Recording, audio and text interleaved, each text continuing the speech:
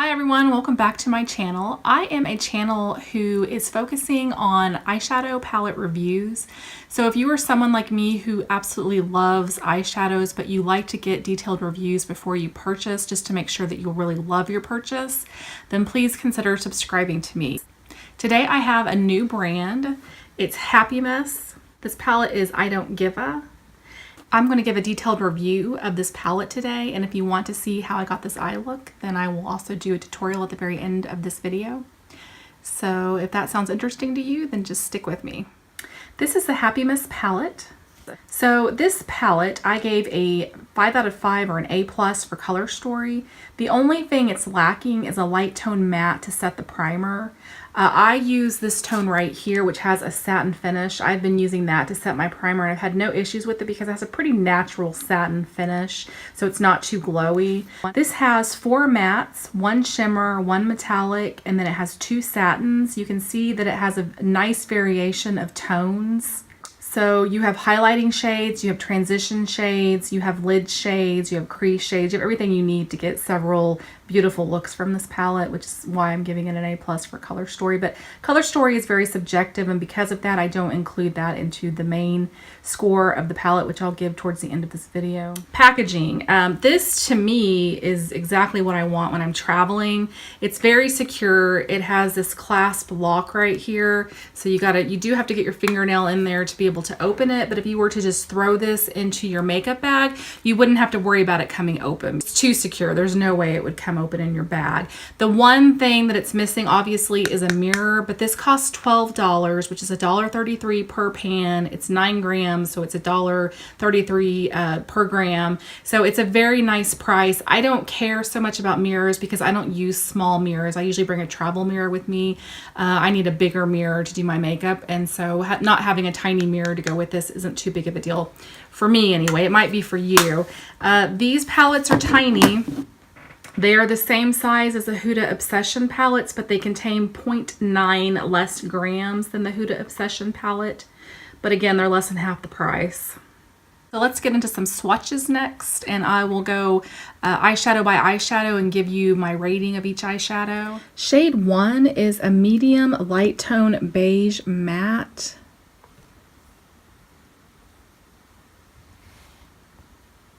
It's soft in the pan with a slight kick up. It blends with other mattes very well though. There was no fallout, there was no fading or creasing for over 8 hours of wear, and this shade makes a really nice light transition shade for my skin tone. The next shade is shade number 2. And this is a light tone peachy pearl with a shimmer finish. It's kind of hard to see there. It applies well with a dry brush. It's pretty firm in the pan. It has a soft texture though. It applies better dry, gives more color payoff and shine if you apply it dry. It doesn't swatch very well, but for me it was really opaque on my eye, and it was beautiful, and it was very brightening, kind of gave a nice brightening shine. It really opened up my lid space since I have hooded eyes. I don't recommend applying this wet. I actually did that on one of my eyes, and it was not as opaque, and it also didn't have quite as much iridescence applied that way. I had no fallout, I had no creasing or fading for over 8 hours. Makes a great lid shade, inner corner, or brow bone highlight. I really enjoyed this color. I was surprised. Based on the swatch, I was surprised by how much I liked it. And I gave this an A+, so shade number 2 an A+, shade 1 I also gave an A+. Shade number 3 is a medium toned matte brown. Has a neutral undertone to me anyway as I look at it. It's pretty firm in the pan, it's buildable, it's very blendable, blended well into other shades. There was no fallout, no creasing or fading for over 8 hours, and this really makes a great crease shade. Shade number 4 is a medium tone cranberry. It's matte. It's pretty soft in the pan with a little bit of kick up. It's very pigmented and it doesn't blend away, which is really nice. Has no fallout, no creasing or fading for over 8 hours. This makes a great shade for a colorful outer V. I'm actually wearing it today. It's a pretty interesting crease shade for an edgier look. I was most impressed by how true to color this shade was on the eye compared to how it looked in the pan. It's pretty much identical. It didn't lose any vibrancy or become muted on the eye. I gave this an A+ rating. Shade number 5 is a light medium tone matte taupe color. Kind of looks a little purple as I swatch it. It's pretty soft. You can kind of see the kick up even on my arm. This is buildable and very blendable. There was no fallout, no creasing or fading for over 8 hours. This makes a really great transition or crease shade depending on your skin tone. It's pretty unique, cool tone shade. I don't have anything like this in my collection. I think I said the same thing when I did the swatches. I was just impressed with how this performed and how nice it looked on my eye. And I know I'm going to get a lot of use out of it because, like I said, I don't have a lot of colors like this in my collection, and I think it would be absolutely gorgeous with a purple lid shade. So I'm excited to bring in some purples from some of my other palettes and trying them out with this shade. I gave this shade an A+. Shade number 6 is a medium dark tone copper with a metallic finish. Although honestly, I'm looking at it right now and it doesn't look very metallic. It's kind of a dull metallic finish, I guess you'd say. It's pretty soft in the pan, has lots of kick up. Did have some fallout upon application, and it was prone to shearing out when I was blending it, but it's very blendable, so if you just go back in and add extra layers, you can really build up that color. There was no fallout during wear though. There was no creasing for over 8 hours, but there was slight fading at the 7-hour mark. I gave this a B rating. Shade number 7 is a light tone beige with a satin finish. It's pretty natural satin finish though. It's slightly powdery, a little bit of kick up in the pan, but no fallout, no creasing or fading for over 8 hours. I used this shade to set my primer and it worked great. It does have a slight satin sheen, like I said, but it's pretty natural satin sheen, so it doesn't just glow, you know. It doesn't look ridiculous to set your primer with. If you prefer a matte shade to set your primer though, then you're probably not going to like this. You're probably going to just want to use a setting powder to set your eyeshadow primer. It does work well as a subtle inner corner or a brow bone highlight, but like I said, it's not going to be super shiny. So if you like that subtle look, then this would be perfect for you. 8 is the absolute most interesting shade in the palette. It's one of the most interesting shades in my entire collection. It's very pretty. It's a medium tone. It's kind of a red tone brown base full of blue glitter. It actually, when I looked at it again, it looks like it has blue, pink, and purple glitter. I could be wrong there. It might just be the way the light is flashing on it. I'm going to bring that up closer so you can get a better look at it. See if you can see some of that purple. I see the purple really, there you go. You can kind of get a little better idea of the way it shines. So the glitter's not too chunky. I applied it dry, and if you apply it dry, it needs some building up. It does have fallout upon application. It's surprisingly little fallout though, given all the glitter in it. And it does, like I said, does need some building up when you apply it dry.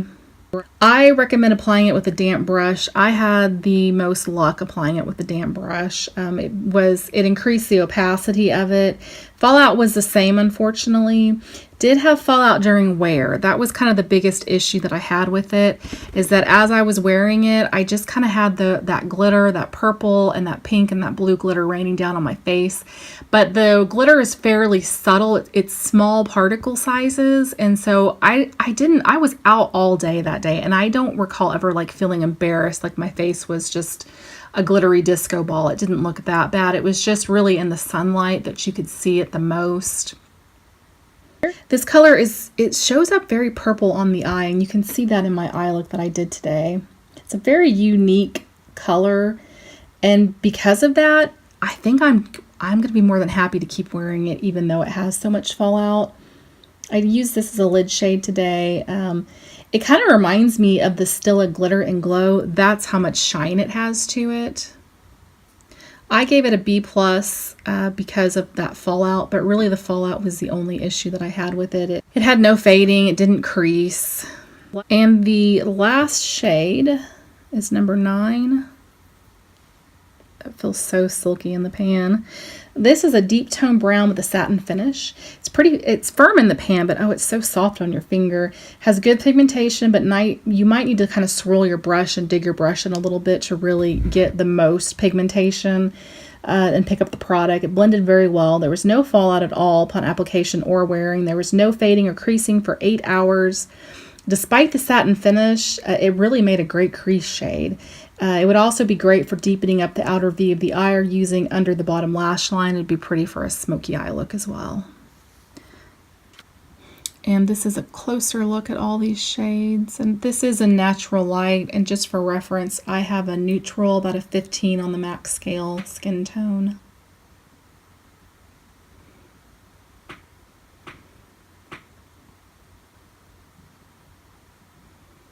There's a closer look at my poor little beat up palette. I've been wearing it so much this week. It is a total rating of a 4.72, which is an A rating. For $12, I think it's a great formula. I think you can get a lot of use out of it. I think it's got some nice different tones to it, some interesting colors in there, and it's just would be easy to throw in your bag and to travel with. So with an A rating, I definitely recommend it, especially at that price point. This is the look that I'm wearing today, and this is upon first application. And then you can see it again. This is after 8 hours of wear, and that cranberry shade has faded maybe just a tiny bit, nothing significant, but the overall eye look is still very vibrant and beautiful even after 8 hours. This is another look that I did using this palette. This is upon first application. And then this is 8 hours later. And again, it looks like that outer V shade has faded just a teeny tiny bit, but not a whole lot. It's still a very pretty look. You can also see how my shimmer has migrated up my eye, which is totally normal. If you have hooded eyes, then you understand that unfortunately, because you have that crease right there, sometimes the shimmer on your lid will kind of move up your eye throughout the day. But like I said, that's totally normal. But the eye look, I think, is just beautiful. Taking my Urban Decay Primer Potion, and I'm just going to pat that all over my eyelids, and then I'm going to take just a big eye brush and dip that into shade number 7, and I'm going to put that all over my eyelid from my lash line up to my eyebrows. And then I'm going to dip into shade number 5 with just a fluffy crease brush, applying that into my crease using windshield wiper motions. Going to take shade number 9, and I'm just using a flatter crease brush, and I'm putting that low in my crease.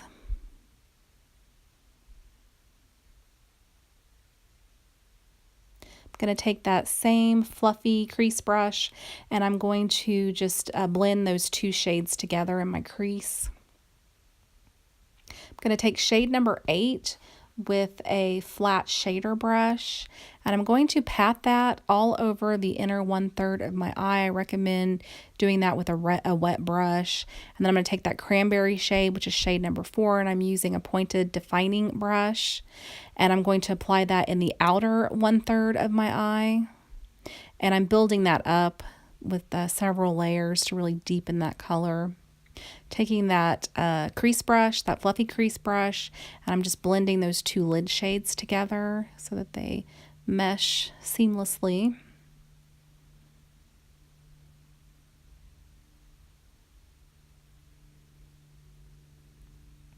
Taking my big large eye brush, putting it into shade 2. And a lot of people like to use a smaller brush to do this. I just always use a big one for some reason. And I'm just going to put that shade right underneath my brow bone, right underneath my brow.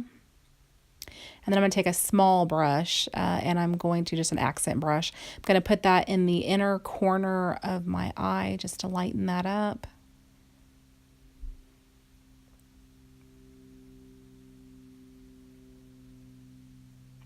I'm putting on concealer. I'm going to use this just to kind of clean up my eye look. I like to let it dry a little bit. And then I'm going to use my damp beauty blender, and I'm just going to use that to kind of clean up the edges of my eyeshadow, especially that outer 1/3 edge, and just kind of make it a little bit sharper. I'm going to set that with some powder. And then I'm going to take that third shade, shade number 3, with that small brush, that accent brush, and I'm going to just glide that along my bottom lash line. And that is the final look. So this is the close-up of the final look. It's pretty bright.